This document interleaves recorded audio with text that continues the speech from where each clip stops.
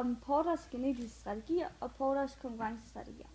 I dette emne er der 4 konkurrencestrategier. Disse 4 er omkostningsledere, differentiering, omkostningsfokus og fokuseret differentiering.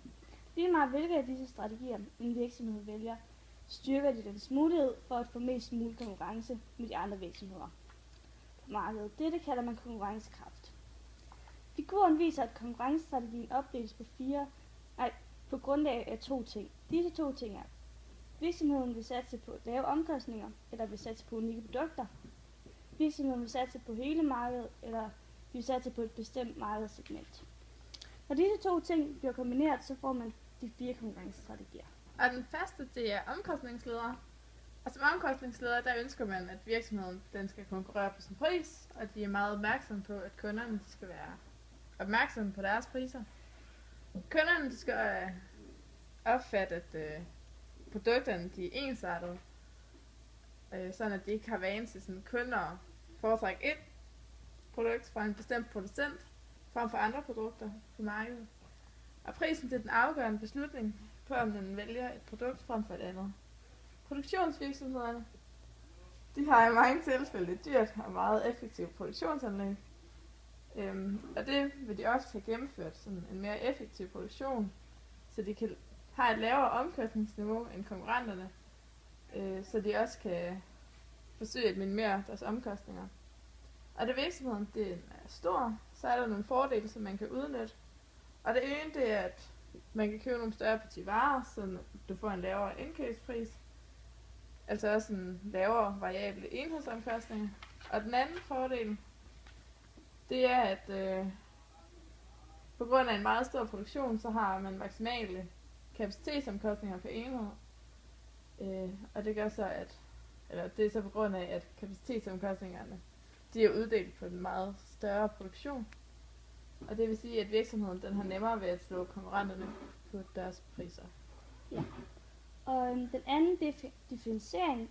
Hvis en virksomhed ønsker at tjene mange penge på sine produkter, er de nødt til at få det til at se ud til det er noget unikt i kundernes øjne. Og det gør de ved at have et godt design, god service eller et godt image. Så kunden ikke tænker på prisen og mere på det unikke. Virksomheden ønsker her at have en stor markedsandel og komme rundt på hele markedet og opnå en høj salgspris på produktet. Men stadig et lavt omkostningsniveau. På den måde vil virksomheden tjene flest penge på sine produkter. Så er der omkostningsfokus. Og omkostningsfokus det ligger tæt på omkostningsledere, da de går rigtig meget op i prisen begge to.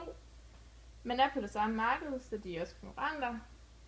Og ønsker en virksomhed og kun at sælge sine produkter på en bestemt del af markedet, så gør den brug af fokusstrategi. Og det kan være f.eks. en særlig gruppe af kunder. Og så er det primært de små virksomheder, der vælger at bruge den strategi, selvom det ikke sådan rigtig er berettiget til det, da man ikke kan tillade sig at skrue priserne så højt op. Og det gør også, at det ikke er den nemmeste strategi at bruge, fordi der er en stor risiko for, at man bliver udkonkurreret af deres omkostningsledere. Ja. Og så er der fokuseret differentiering. Hvis virksomheden vælger at satse på en mindre del af markedet, vil det være oplagt valg at vælge fokuseret differentiering. Det vil ofte være nemmere at satse på denne strategi, som at forfølge strategien omkostningsfokus. Da der ved fokuseret differentiering opbygges en vane, der gør det muligt at opnå forholdsvis høje salgspriser og dermed skabe en god indtjening. Virksomheden vil ikke blive den største i branchen, men det gør ikke noget, da de er sikkert placeret. Altså betyder det, at de største konkurrenter har svært ved at tro dem. Og man anvender Porters strategi, når man skal finde ud af, hvad virksomhedens situation er. Og det gør også, at du får et indblik i, om en virksomhed den har en høj konkurrencekraft, eller om der er nogle ting, man skal forandre. Og man kan også anvende det til at finde ud af, hvor man ligger henne i forhold til sine konkurrenter, og hvad de ligger, sådan at man har et bedre indblik i det.